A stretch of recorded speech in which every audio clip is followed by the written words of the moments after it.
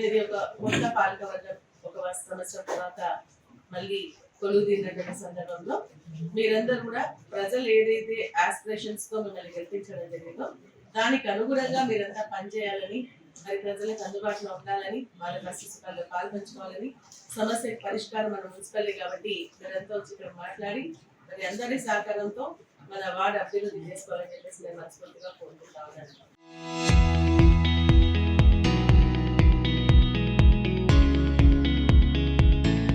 అటువంటి సహకారం ఒక ఎమ్మెల్యేగా పార్టీలకు అతీతంగా తప్పకుండా నా వంతు సహకారం అందిస్తానని సభాముఖంగా తెలియజేస్తాను. పార్టీలు ఇప్పుడు మన చైర్మన్ గా చెప్పినట్టుగా పార్టీలు అనేవి కేవలం ఎన్నికల సమయంలో మాత్రమే ఎవరి సిద్ధాంతాల ప్రకారంగా వాళ్ళు పనిచేసుకుంటారు.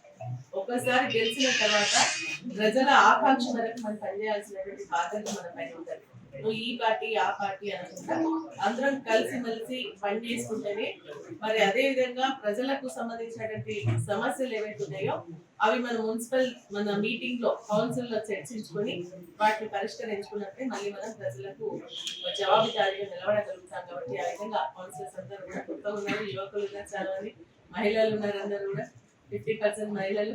కాబట్టి ఖచ్చితంగా మరి ఆ విధంగా పనిచేయాలని చెప్పేసి నేను కోరుకుంటా ఉన్నాను.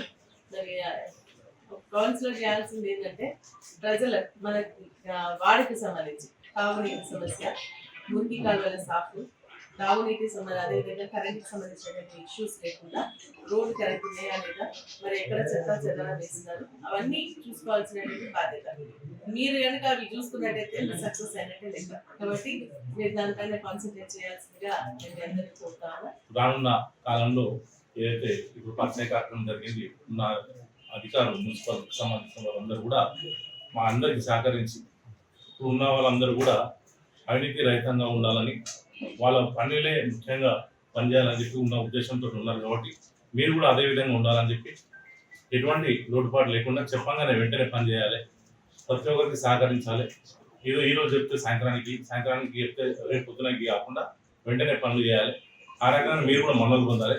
లేని ఏడల మీ అందరూ కూడా ఇంకా పనే ధ్యేయంగా వాళ్ళు ఉన్నారు కాబట్టి అదే రకంగా మీరు పని చేయాలని చెప్పి కోరుకుంటున్నాను. ఇంకేమంటే ముందు మనం మాట్లాడుకుంటాం. మీరందరూ కూడా ప్రతి ఒక్కరు సహకరించి ఈ మున్సిపల్ మాకు అందరికి పేరు స్టార్ట్ చేయాలని తెలియజేసుకుంటూ ఈ అవకాశం ధన్యవాదాలు. Local to global news at your fingertips. మీ చేతిలో ఒక ఆయుధం. Download R TV app. Media legend Ravi Prakash is back.